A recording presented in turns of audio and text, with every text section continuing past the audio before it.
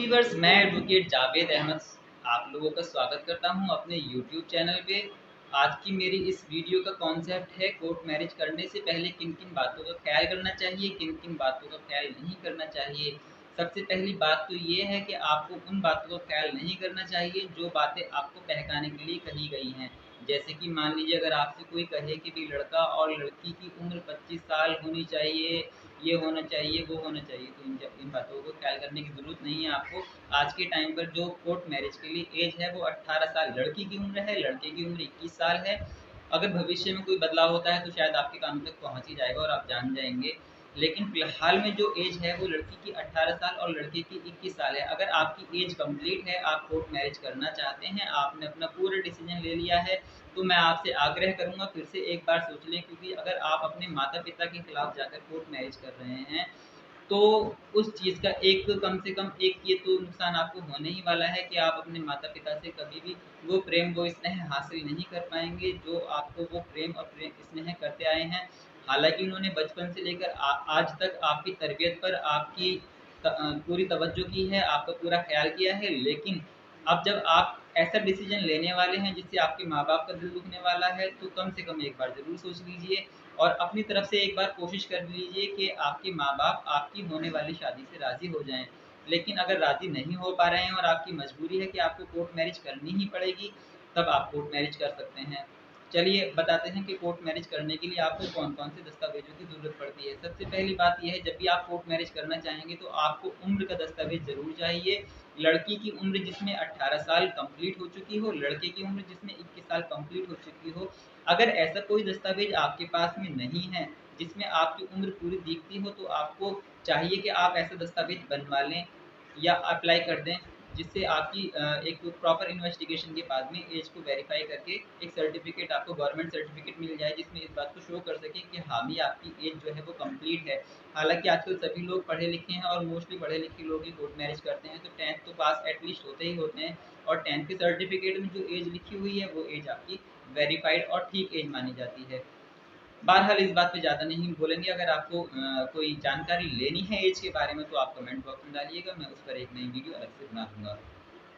अब इसके बाद में आपकी एज कंप्लीट हो चुकी है, तो फिर किन बातों को ख्याल करना है? आपको अपनी आइडेंटिटी का भी डॉक्यूमेंट अडॉप्ट करना है। अगर आपके पास आइडेंटिटी का कोई डॉक्यूमेंट नहीं है और आप अपनी आइडेंटिटी साबित नहीं कर पा रहे हैं और आप कोर्ट मैरिज करने की कोशिश कर रहे हैं, तो आपकी कोर्ट मैरिज को रजिस्टर्ड कराने में बड़ी दिक्कत होने वाली है और हो सकता है कि आपकी कोर्ट मैरिज रजिस्टर्ड भी ना हो पाए, क्योंकि आप अपनी आइडेंटिटी वेरीफ़ाई नहीं करा पा रहे हैं।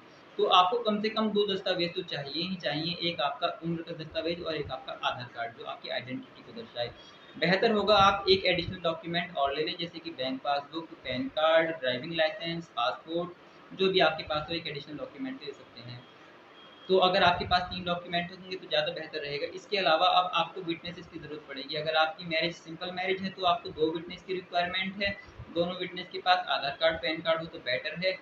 और अगर आपकी स्पेशल मैरिज एक्ट में शादी हो रही है तो आपको 3 विटनेस की रिक्वायरमेंट है। अगर तीनों के पास आधार कार्ड, पैन कार्ड है तो ज़्यादा बेहतर है। अन्य दस्तावेज़ों को वेरीफ़ाई करने से पहले आप ये देख लें कि कोई भी झूठा दस्तावेज़ ना हो, सभी दस्तावेज़ ओके होने चाहिए, किसी भी तरह का कोई हैंकी-पैंकी सिस्टम नहीं होना चाहिए, क्योंकि अगर आपने इस तरह की कोई चीज़ें अडॉप्ट की हैं तो कल को आपको समस्या का सामना करना पड़ सकता है। अब बात आई ये कि आपने कोर्ट मैरिज कर ली है, कोर्ट मैरिज करने के लिए आपने प्लानिंग बना ली है, लेकिन आप जिस व्यक्ति के साथ या जिस व्यक्ति के पास कोर्ट मैरिज कराने के लिए गए हैं, वो व्यक्ति आपके कोर्ट मैरिज को कुछ इस तरह से कराता है जो पूरी तरह से लीगली वैलिड नहीं हो पाया है। कोर्ट मैरिज लीगली वैलिड होने के लिए आपकी कोर्ट मैरिज को रजिस्टर्ड होना ज़रूरी है। एक्चुअल में तो कोर्ट मैरिज होता ही स्पेशल मैरिज एक्ट की अकॉर्डिंग है और इसी को कोर्ट मैरिज कहा जाता है। लेकिन आज के टाइम पर लोग कोर्ट में किसी वकील के पास जाकर किन्हीं भी अधिवक्ता महोदय को एंगेज करके उनसे अपने एफिडेविट तैयार करा के उन एफिडेविट्स को किसी आर्य समाज या फिर किसी निकाह काजी की संस्था को सौंपते हैं और वहाँ से एक सर्टिफिकेट मैरिज का अडॉप्ट कर लेते हैं और मैरिज के अडॉप्ट किए हुए सर्टिफिकेट को अपनी शादी के वक्त की फ़ोटोज़ को लगाकर आप अपनी मैरिज रजिस्टर्ड कराने के लिए रजिस्ट्रार ऑफिस में अप्लाई कर देते हैं और रजिस्ट्रार ऑफिस से जो आपको टाइम मिलता है उस पर आपकी मैरिज रजिस्टर्ड हो जाती है। लेकिन अगर आपने किसी ऐसे व्यक्ति को इन्वॉल्व कर लिया है जो आपको सही से गाइड नहीं कर रहा है या आपको जो सर्टिफिकेट वो देने की कोशिश कर रहा है वो लीगली वैलिड नहीं है, क्योंकि वो गवर्नमेंट पोर्टल से जनरेटेड नहीं है। अगर आप शादी कर रहे हैं तो हर हाल में इस बात को निश्चित कर लें कि आपके पास में जो डॉक्यूमेंट है वो गवर्नमेंट पोर्टल से जनरेटेड होने चाहिए। किसी आर्य समाज मैरिज संस्था या किसी निकाह काजी या किसी रजिस्टर्ड पर्सन ने आपको वो इश्यू ना किया हो, कोई नोटराइज डॉक्यूमेंट ना हो।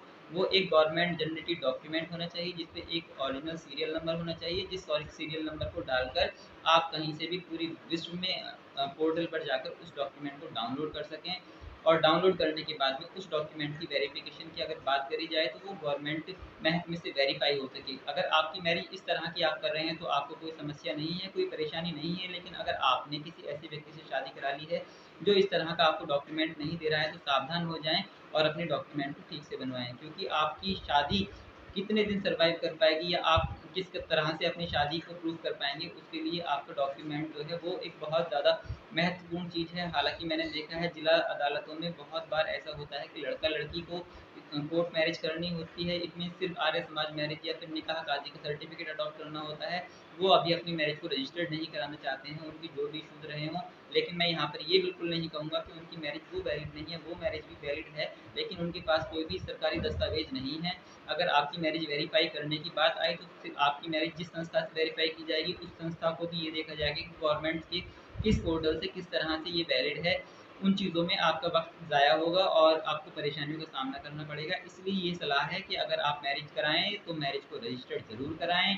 सिर्फ निकाह करके या फिर सिर्फ आर्य समाज मैरिज करके आप उसको कंप्लीट ना समझें जब तक आपकी मैरिज का रजिस्ट्रेशन ना हो जाए। आप जिससे भी बात करें अपनी मैरिज कराने के लिए उनसे ये बात करें कि मुझे एसडीएम साहब या सिटी मजिस्ट्रेट साहब या फिर मैरिज रजिस्ट्रार साहब के सामने शादी कंप्लीट करानी है। मुझे सिर्फ आर्य समाज की मैरिज या फिर सिर्फ निकाह काजी नहीं कराना है। उम्मीद करता हूँ कि आपको जो मैंने इन्फॉर्मेशन दी है उस इन्फॉर्मेशन से आप सेटिस्फाइड होंगे। आपको मेरी वीडियो अगर पसंद आई है तो आप प्लीज़ मेरी वीडियो को लाइक और शेयर कीजिए। अगर आप मेरे चैनल पर नए हैं तो आप मेरे चैनल को सब्सक्राइब कीजिए और साथ ही बेल नोटिफिकेशन को दबा दीजिए ताकि आपको मेरी भविष्य में आने वाली वीडियो की इन्फॉर्मेशन मिलती रहे। अब आपसे विदा लेता हूँ। अल्लाह हाफिज़।